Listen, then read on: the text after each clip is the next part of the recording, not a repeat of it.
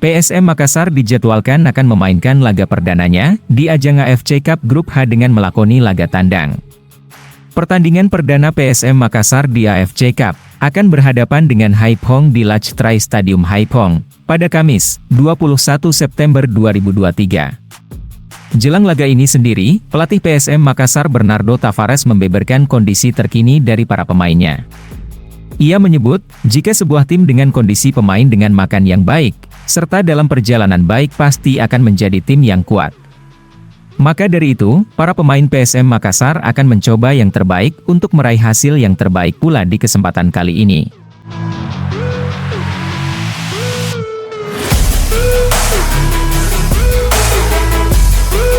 Pelatih asal Portugal ini pun menyebut, jika para pemainnya mendapatkan itu semua, bukan tidak mungkin pemain PSM membentuk tim yang kuat dengan berkekuatan pemain yang kuat tentunya.